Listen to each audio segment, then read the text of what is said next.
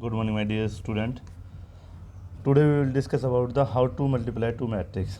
देखिए, आपने मल्टीप्लिकेशन बहुत बार किया है, ऐसा नहीं है फर्स्ट टाइम आप कर रहे हैं. बस आज इम्पोर्टेंट है कि टू मैट्रिक्स को कैसे मल्टीप्लाई करते हैं, ये सीखना आपके लिए ज़रूरी है.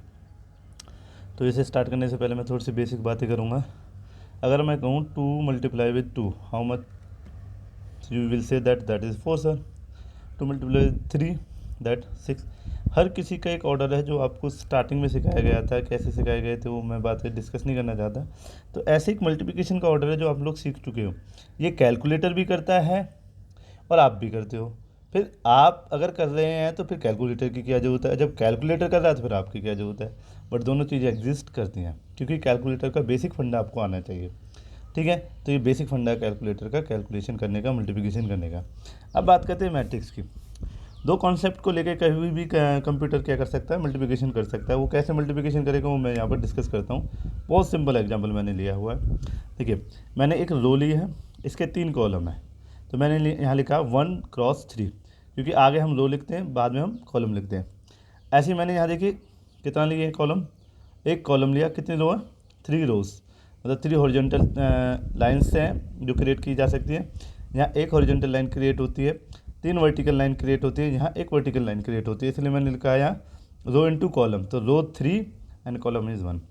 ये मैं क्यों लिख रहा हूँ, इसका बहुत बड़ा एक कैलकुलेशन है. जैसे कि मुझे बताया कि ये एक लाइन है, ये एक लाइन है, ये हॉरिजॉन्टल लाइन है, ये वर्टिकल लाइन है. बट इसका रिजल्ट क्या रहेगा, इसका रिजल्ट मैं इन दोनों की मल्टीप्लिकेशन से कैलकुलेट करूँगा. जैसे इसकी लोअर कॉलम कितने हैं, 1 क्रॉस 3, और इसकी लोअर कॉलम कितने हैं, 3 क्रॉस 1. तो इन दोनों की भी मल्टीप्लिकेशन होती है. देखिए यहाँ पर मैंने दिखाया है अलग से, ये जूम करके आपके लिए दिखाया गया है सॉल्यूशन में. Column multiply with the row in multiplication. Okay, जो कॉलम्स है वो मल्टीप्लाई कर जाएंगे रो से. कैसे कर जाएंगे वो देखते हैं. पहले ऑर्डर को कैसे निकालते हैं उसे देखते हैं. जैसे पहली है 1 इंटू 3 और दूसरी है 3 इंटू 1. तो इसमें कैसे मल्टीप्लिकेशन होंगे, तो मैं बताता हूँ बच्चों. जो पहली रो होती है वो मल्टीप्लाई कर जाती है दूसरे वाले कॉलम से, इसलिए मैंने ऊपर लिखा है कॉलम विल मल्टीप्लाई विद रो. तो यहाँ पर आप देख रहे हैं दोनों मल्टीप्लिकेशन करेंगे, तो यहाँ 1 यहाँ 1, तो दोनों का क्या बचेगा, 1 इंटू 1. अब दोनों का 1 इंटू 1 है, तो इसका मतलब सिंपल स्क्वायर मैट्रिक्स का ऑर्डर बनेगा, जिसे कह सकते हैं हम 1 first order. I hope 2 into 2 होता है तो 2 सेकेंड ऑर्डर कह देता मैं. तो ये आपको बहुत सिंपल सी कैलकुलेशन क्लियर हो गई कि मेरी मैट्रिक्स में एक ही रो होगा, एक ही कॉलम होगा. यहाँ से मुझे समझ में आ गया 1 रो 1 कॉलम. आई होप समझ रहे हैं आप भी. ओके, अब अंदर मल्टीप्लिकेशन कर लेता हूँ मैं. ये कॉलम इसकी रो से मल्टीप्लिकेशन करेगा. जैसे ये रो, इसका रो का एलिमेंट है 1, इधर से 2 आएगा, मल्टीप्लिकेशन कर जाएगा. ठीक है, फिर नेक्स्ट एलिमेंट है 2, उससे मल्टीप्लिकेशन कर जाएगा इस कॉलम का 1. तो आई होप आप ऐसे देख रहे हैं. और सभी क्या करेंगे, आपस में ऐड कर जाएंगे, मतलब इस पूरी रो से इसके पूरे कॉलम्स को मल्टीप्लाई करना होता है. तो जैसे कि आंसर कितने आ गए आपने, 2 माइनस 2 प्लस 9. ये सभी ऐड हो रहे हैं, मैं बता देता हूँ पहले. तो 2 माइनस 2 से कट जाएगा तो कितना बचेगा, 9. ये अलग अलग दिख रहे हैं पर ये अलग अलग है नहीं, मैंने तो बस इन्हें दिखाने के लिए थोड़े अलग लिख दिए. तो 1 इंटू 1, अब ये 1 इंटू 1 की मैट्रिक्स है. ऐसे मैंने एक एग्जांपल लिया 2 इंटू 2 का. देखिए 2 से 2 मल्टीप्लिकेशन करके 2/2, मतलब सेकंड ऑर्डर की मैट्रिक्स बन गई है. अब कैसे रो कॉलम करेंगे, देखिए ये रो हो गई, ये कॉलम हो गया. पहले ये कॉलम इस वाली रो से मल्टीप्लिकेशन करेगा, फिर ये वाला कॉलम नीचे वाली रो से मल्टीप्लिकेशन करेगा. ऐसे ही ये कॉलम पहले ऊपर वाली रो से मल्टीप्लिकेशन करेगा, ये कॉलम फिर नीचे वाली रो से मल्टीप्लिकेशन करेगा. जब ये कॉलम ऊपर वाले रो से मल्टीप्लिकेशन करेगा तो ये ऐड हो जाएगा. फिर ये वाला कॉलम इससे ऐड करेगा तो ऐड हो जाएगा. देख लेते हैं जैसे कैसे मैं कहना चाहता हूँ. देखिए A multiply with D, minus sine due to the C, ये वरना प्लस रहता है, माइनस तो सी के कारण है, minus B cross C. I hope आप समझ पा रहे हैं. तो ये आपका फर्स्ट रो फर्स्ट कॉलम हो गया. अब मैं क्या करता हूँ, इस वाले से मल्टीप्लिकेशन करता हूँ. तो क्या होगा, देखिए नीचे की तरफ आ जाएगा सी क्रॉस डी, माइनस ये फिर माइनस सी के कारण आया माइनस डी. आई होप समझ गए आप. ऐसे ही अब इस वाले रो को यहाँ पर मल्टीप्लिकेशन कर देते हैं, ये मल्टीप्लिकेशन हो गया. इसको नीचे मल्टीप्लिकेशन कर देते हैं, ये मल्टीप्लिकेशन हो गया. दोनों को ऐड करेंगे, अगर कोई माइनस साइन है तो उसके कारण माइनस आ जाएगा, जैसे माइनस बी को मैंने दिखाया हुआ है. फिर ये कैलकुलेशन करके मुझे एक फॉर्मेट बना के देगा. अब इसमें 1 2 3 4 एलिमेंट है, 2 रो हैं, 2 ही क्या है कॉलम. तो आई होप आप लोगों को क्लियर है, 2/2 की मैट्रिक्स हो गई। तो ये मल्टीप्लिकेशन समझ में आई होगी आपको। इससे 2 बार देख लेना, आपको समझ में आ जाएगी row multiply with column. Okay, एक हम और थोड़ा, अगर बच्चों को लग रहा है कि मैं बहुत तेज़ बोल रहा हूँ तो आप इस यूट्यूब में एक ऑप्शन होता है जिसमें स्पीड को स्लो किया जा सकता है, उसे कर सकते हैं। और नोट्स आपने पहले लिख ही लिए होंगे। तो अब देखते हैं 3, ये देखिए आप देखिए 1 2 3 हॉरिजॉन्टल लाइन क्रिएट की जा सकती हैं। तो ये 3 रोज हो गए। कितने कॉलम क्रिएट किए जा सकते हैं? 2 वर्टिकल लाइन ही क्रिएट की जा सकती है। 3/2 की मैट्रिक्स होगी। ऐसे ही से देखिए 1 2 रोज और 3 कॉलम्स, 2 × 3। ओके, अब इसका रो जैसे ये इस कैलकुलेशन में किया था, पहले का रो लास्ट का कॉलम। पहले का रो कितना है 3, लास्ट का कितना है 3। तो इसका मतलब ये जो आंसर आएगा ये 3/3 मैट्रिक्स में आएगा, जो थर्ड ऑर्डर की मैट्रिक्स होगी। आई होप समझ गए हम। ओके, अब कैलकुलेशन कर लेते हैं। इसका जो ये कॉलम है इसकी रो से मल्टीप्लिकेशन करेगा। तो पहले मल्टीप्लिकेशन इससे करेगा, तो मल्टीप्लिकेशन करने के बाद कितना आएगा, ये 1 2 से मल्टीप्लाई कर जाएगा, -1 के कारण माइनस बीच में आ जाएगा, ये -1 इससे कर जाएगा। आई होप क्लियर हो गया रिजल्ट। अब देखिए ये वाली कॉलम इससे मल्टीप्लिकेशन करेगी, 0 2 से मल्टीप्लाई करेगा, प्लस ये डॉट नहीं है बच्चों, मल्टीप्लिकेशन के साइन है, मैं थोड़ा कॉम्प्लेक्स ना हो इसलिए दिखा दिया डॉट। अब 2 किससे मल्टीप्लाई करेगा, 1 से, दिखाई दे रहा है। ऐसे ही अब थर्ड कॉलम की बात करूँगा, थर्ड कॉलम फर्स्ट वाली रो से मल्टीप्लिकेशन करेगा। तो कैसे करेगा, 2 मल्टीप्लाई विद 1, दिख रहा है ना, प्लस ये नीचे वाली चीज़ इससे मल्टीप्लाई करेगी 1.1, मतलब 1 मल्टीप्लिकेशन 1। तो आई होप आप समझोगे 3 कॉलम थे, एक ही रो से 3 बार मल्टीप्लाई किए गए। ओके, अब ये 3 कॉलम बीच वाली मिडल वाली रो से मल्टीप्लिकेशन करेंगे, जैसे कि यहाँ 3 पॉइंट्स की कैलकुलेशन निकल के आएगी। समझ रहे हैं मेरी बात। अब यही 3 कॉलम लास्ट वाली रो से मल्टीप्लिकेशन करेंगे और यहाँ कितने कॉलम्स, कितने आपकी वैल्यूज़ आ जाएंगी, 3 वैल्यूज़ आ जाएंगी। अब इनको ऐड सब्ट्रैक्ट आप लोग कर लोगे तो ये क्या हो गया, 9 एलिमेंट है, 3/3 की मैट्रिक्स है, थर्ड ऑर्डर की कैलकुलेशन आ रही है। ऐसे हम क्या करते हैं, मल्टीप्लाई। एक बार दोबारा से समझिए क्या कहना चाह रहा हूँ। मल्टीप्लिकेशन में मल्टीप्लिकेशन में क्या होता है कि ये रो कॉलम इस रो से मल्टीप्लाई करता है। तो देखिए ये इसका जो 1 है 1 से मल्टीप्लाई करेगा, -1 इससे करेगा। ऐसे ही देखो 0 2 से मल्टीप्लाई करेगा, 2 1 से मल्टीप्लाई करेगा। ऐसे ही 1 1 है, 1 2 से मल्टीप्लाई करेगा, नीचे वाला 1 नीचे से मल्टीप्लिकेशन करेगा। मैंने पहली रो क्लियर कर दिया आपकी। अब दूसरे देखते हैं, 1 -1 3, 1 तो 3 से करेगा, -2 सॉरी ऊपर वाला 1 तो 3 से करेगा, नीचे वाला -1 2 से करेगा।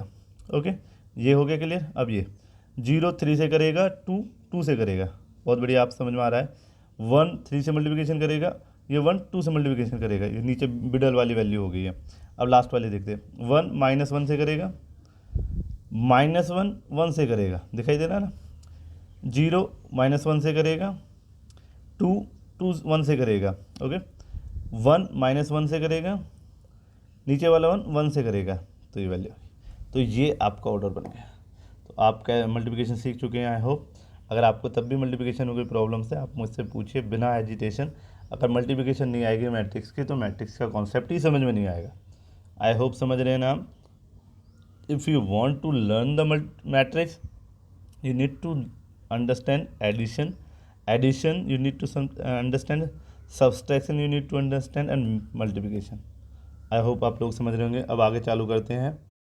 ओके, आज बात करते हैं कुछ मैट्रिक्स के इंपॉर्टेंट क्वेश्चंस को लेकर। देखिए जैसा पहला क्वेश्चन है आपको दिखाई दे रहा है स्क्रीन पे कि एक मैट्रिक्स है जो वैल्यू में एग्जिस्ट कर रही है, एक्स उसको चाहिए, जबकि आपको गिवन क्वांटिटी में ए और बी दे रखा है। तो एक्स अगर चाहिए तो एक्स के इक्वेशन क्रिएट कर लो, जैसे कि यहाँ इक्वेशन क्रिएट कर दिया मैंने, हिंट में आपको समझाया है। तो एक्स की इक्वेशन -2a + b = x। अब क्या है कि आपको ए मैट्रिक्स में 2 का मल्टीप्लिकेशन करना है, उसे ऐड कर देना b के साथ। इससे 2a + b एक सिंगल मैट्रिक्स बन जाएगी। उसकी मल्टीप्लिकेशन किससे करा देनी है, माइनस से। जैसे माइनस से कंप्लीट होगी तो क्या हो जाएगी, एक्स मैट्रिक्स। तो आपका मैट्रिक्स का कैलकुलेशन हो जाएगा। आई होप समझ गए होंगे आप। ए में 2 की मल्टीप्लिकेशन बी के साथ ऐड करके दोनों को एक मैट्रिक्स बना लेना। जैसे R1 + R2 होते तो दोनों को ऐड करके एक रेजिस्टेंस बनता। फिजिक्स का सिंपल सा कॉन्सेप्ट। ओके, अब इस पे चलते हैं नेक्स्ट क्वेश्चन पे। नेक्स्ट क्वेश्चन कहता है कि ये एक मैट्रिक्स है, ये 2 मैट्रिक्स है, दोनों मैट्रिक्स प्लस हो रही है। उसे बताइए XYZ क्या होंगे और W। XYZ इधर है तो पहले मैं क्या करूँ, पहले तो इससे एक मैट्रिक्स बना लेता हूँ। जैसे मैंने यहाँ पर सैंपल दिखाया 3 का अंदर मल्टीप्लिकेशन करें, 3 हर किसी ऊपर नीचे वैल्यू से मल्टीप्लाई करेगा। ओके, अब ऐसे इन दोनों को ऐड कर दिया मैंने डायरेक्ट ऐड कर दिया, जैसे कि ये इसमें ऐड होगा, आपको पता है लो का, ऐसे ही साथ के साथ ये इसमें ऐड हो जाएगा। जैसे कि एडिशन आपको दिखा दूँ मैं यहाँ पर, ये रो एज इट इज़, ये रो इस रो में ऐड हो जाएगी, जैसे x 4 में ऐड हो जाएगा, x प्लस वाई 6 में ऐड हो जाएगा, जैसे -1 में z प्लस w ऐड हो जाएगा, ठीक है, 2w में 3 ऐड हो जाएगा, सिंपल सा एडिशन हो जाएगा। अब ये एक सिंगल मैट्रिक्स बन चुकी है, ये भी एक सिंगल मैट्रिक्स है। अब इसमें एक इक्वल मैट्रिक्स का कॉन्सेप्ट लगेगा।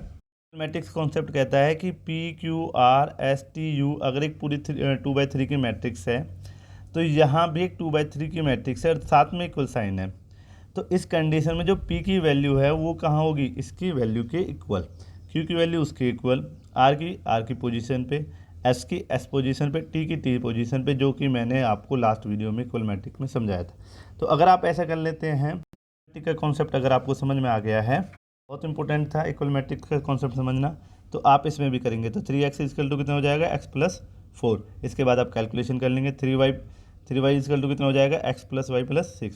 ऐसे 3z कितने के इक्वल हो जाएगा, z plus w minus 1। 3w कितने के इक्वल हो जाएगा, 2w प्लस 3। आई होप आप ये कैलकुलेशन कर लेंगे। अब नेक्स्ट क्वेश्चन की तरफ चलते हैं। नेक्स्ट क्वेश्चन कहता है ABCD मैंने दे दी है, अब बताइए D क्या होगी, जबकि CD minus AB equal to 0।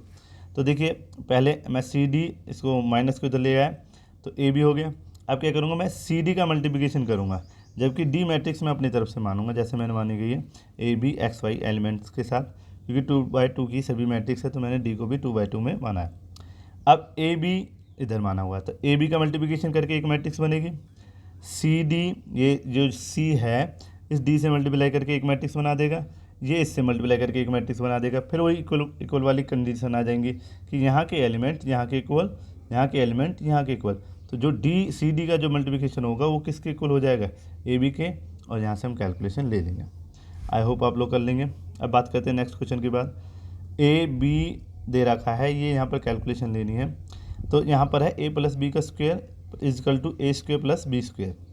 अब देखिए पहले क्या है कि स्क्वायर तो मैं बाद में निकालूँ, पहले AB को एक बना लूँ, क्योंकि A और B अलग अलग हैं, तो AB को अलग ऐड करके सिंगल मैट्रिक्स बना सकते हो, फिर सभी एलिमेंट्स का स्क्वायर कर देना। आई होप आप लोग कर पाएंगे। अब बात करता हूँ स्टेप 2 की। स्टेप 2 में क्या करूँगा, मैं A से मल्टीप्लिकेशन करूँगा, B की B से मल्टीप्लिकेशन करूँगा, तो फिर मेरे तैयार हो जाएंगे A स्क्वायर और B स्क्वायर, दोनों को ऐड कर दूँगा। ऐड करने के बाद सिंगल मैट्रिक्स बन जाएंगे। तो अब यहाँ का जो भी कैलकुलेशन होगा यहाँ के A प्लस बी के स्क्वायर के इक्वल ही होगा। तो आई होप ये आपका हो जाएगा। नेक्स्ट क्वेश्चन है, देखिए जहाँ से आपको दिखाई दे रहा क्वेश्चन, नोट्स आप पहले लिख चुके होंगे, तो वीडियो में जो क्लियरिटी नहीं आ रही है उसकी हिंट मेरी पेनों से आप समझ के कर सकते हैं। ये एक मैट्रिक्स दी हुई है, एक ऑर्डर दिया हुआ, प्रूव करना है कि I plus A is equal to I minus A और दिस। तो I क्या होता है, यूनिट वेक्टर मैट्रिक्स होता है, सभी को पता होगा। तो स्टेप फर्स्ट क्या हो जाएगा, I प्लस ए कर लीजिए, दोनों को सिंगल बना लीजिए, बना लेंगे। फिर I माइनस ए, दोनों को सिंगल बना लीजिए, एक यहाँ पर मैट्रिक्स क्रिएट हो जाएगी, उस मैट्रिक्स की इससे मल्टीप्लिकेशन करा दीजिए, तो अपने आप क्या हो जाएगा, दोनों का इक्वेशन आ जाएगा और आपका रिजल्ट आ जाएगा। ओके, नेक्स्ट क्वेश्चन पे चलते हैं। यहाँ A दे रखा है, B दे रखा है और कह रहा है कि मुझे अल्फ़ा दीजिए और बीटा दीजिए, जबकि A square is equal to B। तो A को 2 बार मल्टीप्लिकेशन करके B के इक्वल रख दूंगा, इक्वल मैट्रिक का कॉन्सेप्ट लगा दूंगा, मेरा आंसर आ जाएगा। बहुत सिंपल क्वेश्चन, समझ गए ना। मुझे अल्फ़ा चाहिए, अल्फ़ा निकाल दूंगा, कोई बड़ी बात नहीं है, पर मुझे A को 2 बार मल्टीप्लिकेशन करना पड़ेगा और उससे इक्वल किसके रख दूंगा, इस मैट्रिक्स के। जब दोनों मैट्रिक्स आमने सामने आ जाएंगी, जैसे यहाँ पर इसके इसमें रखी है, फिर मैं क्या लगाऊंगा, इक्वल मैट्रिक्स का कॉन्सेप्ट, और दोनों को जैसे 3x किसके इक्वल हो जाता है, x प्लस वाई के, इस अकॉर्डिंग मैं अल्फ़ा को निकाल लूँगा।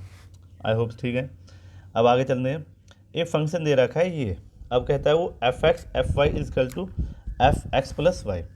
ओके, अब देखिए आपको y नहीं दिया हुआ, तो y मैं अपनी तरफ से मानूंगा। कैसे y मानूंगा, जहाँ जहाँ x, कुछ नहीं करना होता इस टाइम में हमें, जहाँ जहाँ x लिखा हुआ है सब जगह क्या कर दूंगा, y। देखिए कर दिया ना। और ऐसी x प्लस वाई मानना है, तो जहाँ x लिखा हुआ वहाँ क्या कर दूंगा, x प्लस वाई। तो fx मतलब इसकी मल्टीप्लिकेशन करा दूंगा, तो ये आपस में कैलकुलेशन करके बाद ऑटोमेटिकली इसके इक्वल आ जाएंगे, जो मैंने यहाँ पर लिखा है cos x प्लस वाई। जैसे कि यहाँ एक मल्टीप्लिकेशन तैयार होगी तो रिजल्ट होगी किसका, cos एक्स प्लस वाई, जैसे ए प्लस बी का फॉर्मूला आप पे आता है, cos A plus B sign A plus B, तो उसके पर्पस उसके हेल्प से आप इसे सॉल्यूशन कर पाएंगे। तो आई होप आप लोग इसका भी सॉल्यूशन कर लेंगे। इस क्वेश्चन को लेकर बात करते हैं। A is equal to this, F X is equal to this, so that F A दोबारा से वही कॉन्सेप्ट आ गया। तो आप जहाँ एक्स लिखा हुआ वहाँ क्या लिख दोगे ए, तो ए लिखने पे क्या हो जाएगा ए स्क्वेयर माइनस 4a, जैसे कि मैंने यहाँ पर किया हुआ है A square minus 4a plus 7i, I मुझे अपनी तरफ से लगाना पड़ेगा, यूनिट मैट्रिक्स में लेके जाऊँगा मैं, ठीक है। तो आई होप आप लोग समझे। ए स्क्वेयर आपको निकालना आता है, 4 की मल्टीप्लिकेशन ए से करने आती है, 7i आप निकालें। तो आई होप ये कैलकुलेशन हो जाएगी। ये कैलकुलेशन के बाद वो चाहता है कि a5 निकालिए, तो ए स्क्वेयर जो आपने निकाल लिया 2 बार मल्टीप्लिकेशन कर देना, उनका एक रिजल्ट तैयार होगा, उस रिजल्ट को किससे मल्टीप्लिकेशन कर देना ए से, तो आपके पास a5 भी आ जाएगा। आई होप ये क्वेश्चन आप कर लेंगे। अब बात करते हैं, एक बहुत इंपॉर्टेंट क्वेश्चन है कि a is equal to this, और प्रूव करो a की पावर n जो है वो N X sine N alpha minus sine N alpha cos N alpha के इक्वल होगी, जबकि सिंपल ही होता है। तो इसके लिए एन को देखा है मैथ्स में, इसमें दिखाया गया है N equal to natural number मतलब 1 2 3 4 टू इन्फिनिटी। तो ए एन बनाने के लिए मैं स्टेप उठाऊंगा, जैसे स्टेप बनाने के लिए मान लो एन इक्वल टू 2, तो जहाँ 2a स्क्वेयर करके देखूंगा, ए स्क्वेयर की कैलकुलेशन मुझे क्या मिल जाएगी 2 ये यहाँ से मैंने ले लिया, ये मुझे फॉर्मूला पता है कि cos 2 alpha is equal to cos square alpha minus sine square alpha. ऐसे ही आपको पता है 2 sine 2 alpha is equal to 2 sine alpha cos alpha. तो यहाँ से मैंने चेंज किया, तो इसका मतलब ये सही कह रहा है। ए स्क्वेयर पे ये यहाँ पर 2 आ गया, ए क्यूब पे कितना आ जाएगा 3, A4 पे कितना आ जाएगा 4। फिर भी मैंने एक बार और इसे आगे फर्दर कैलकुलेशन किया है, क्योंकि मुझे करके दिखाना पड़ेगा, 5 मार्क्स का क्वेश्चन आता है अक्सर, कि मैंने ए एम मान लिया, तो यहाँ भी एम, यहाँ भी एम, यहाँ भी एम, यहाँ भी एम। अब मैंने क्या कहा कि जो एम है वो एन जो नेक्स्ट टर्म में मान लेता हूँ m+1। तो यहाँ अगर m+1 करूँगा तो इसे am.a लिख सकता हूँ। इन दोनों की मल्टीप्लिकेशन कर लेते हैं, दोनों की मल्टीप्लिकेशन करके कैलकुलेशन सेट हो जाएगी। कैलकुलेशन सेट करके मैंने देखा कि जो ये कैलकुलेशन हो रही है, तो कैलकुलेशन क्या है cos a plus B sine a plus B minus sine a plus B cos a plus B. तो इसका मतलब ये स्ट्रक्चर रखा हुआ था, तो मैंने यहाँ पर ले आया। अब मैंने देखा यहाँ भी अल्फ़ा, यहाँ भी अल्फ़ा, अल्फ़ा कॉमन आ जाएगा, यहाँ भी अल्फ़ा, यहाँ भी अल्फ़ा, सभी में अल्फ़ा कॉमन है, तो अल्फ़ा सभी में कॉमन आ गया। तो क्या बन गया साइन m+1। इसका मतलब अगर n को m+1 रखते हो am में, जो कैलकुलेशन आप सेट करना चाहते हो, तो आपका आंसर आता है। इसका मतलब वो ऑर्डर सही है। अब बात करते हैं नेक्स्ट क्वेश्चन को लेकर। तो नेक्स्ट क्वेश्चन के देख लीजिए, इस प्रीवियस क्वेश्चन से बिल्कुल सेम करता है। ए मैट्रिक्स दे रहा है कि ए एन ये है, तो बताइए दोबारा से ये पॉजिटिव इंटीजर है नहीं।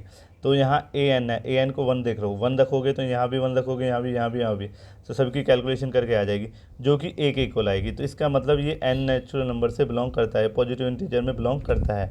जैसे ही 1 रखा तो ये स्टेप फर्स्ट कंप्लीट हो जाएगा। स्टेप 2 क्या मानोगे, एन को एम मान लेना, ए एम का बन जाएगी इक्वेशन। थर्ड स्टेप क्या मान लेना, m+1 मान लोगे तो ए एम जो यहाँ पर माना हुआ ए एम मैट्रिक्स है वो मल्टीप्लाई कर जाएगा ए वाली मैट्रिक्स से, जो कि यहाँ पर भी है, यहाँ भी प्रूफ में की हुई है। तो जो कैलकुलेशन आएगी वो ऑर्डर में आएगी m+1 के, यहाँ n की जगह m+1 आ जाएगा, यहाँ m+1। तो इससे आप सेटिस्फाई कर पाओगे मैथमेटिकल इंडक्शन फार्मूले से, ये जो कहना चाहता है वो बिल्कुल सही है। एक बहुत इंपॉर्टेंट क्वेश्चन है, कहता है कि ए इक्वल टू मैट्रिक्स इतनी है, तो आप प्रूफ करो जो ए का स्क्वायर है वो आई के इक्वल है। और ये तो ए स्क्वायर जो है आई के इक्वल है, जब प्रूफ करना है आपको alpha beta gamma equal to 1 है। तो मैं क्या कर लेता हूँ, पहले ए स्क्वायर का मल्टीप्लिकेशन कर लेता हूँ। तो पहला स्टेप क्या रहेगा, ए स्क्वायर निकालना। ए स्क्वायर जो कि मैंने डायरेक्ट दिखा दिया, इसकी 2 बार मल्टीप्लिकेशन करी तो ये रिजल्ट आ गया। एक इक्वेशन तो ये बन गई, इक्वेशन 2 एक ऑलरेडी मुझे गिवन है, ठीक है। तो इसका मतलब ये वाली मैट्रिक्स यूनिट मैट्रिक्स के इक्वल आ जाएगी, जैसे कि यहाँ पर मैं दिखाने की कोशिश कर रहा हूँ, ये वाली मैट्रिक्स यूनिट मैट्रिक्स के इक्वल आ गई। फिर मैं इक्वल मैट्रिक्स का कॉन्सेप्ट लगाता हूँ, तो alpha square plus beta gamma equal to कितना हो जाएगा 1, जो कि इस बात को प्रूफ करता है। आई होप आप लोगों को क्वेश्चन समझ में आए होंगे। मैंने सभी क्वेश्चनों को डिटेल में आपसे डिस्कस किया है। आप इन क्वेश्चंस की प्रैक्टिस करें, मैं आपके पास और क्वेश्चंस के सेंड करूँगा जिनमें आप और प्रैक्टिस कर सकते हैं मैट्रिक्स के रिगार्डिंग। ये हमारा सिंपल मल्टीप्लिकेशन एडिशन कंप्लीट हुआ है। अब हम ट्रांसपोज जैसे मतलब रो और कॉलम को चेंज करने वाले काम भी स्टार्ट करेंगे नेक्स्ट टॉपिक में। आई होप यहाँ तक आप लोगों को क्लियर होगा। Thank you very much.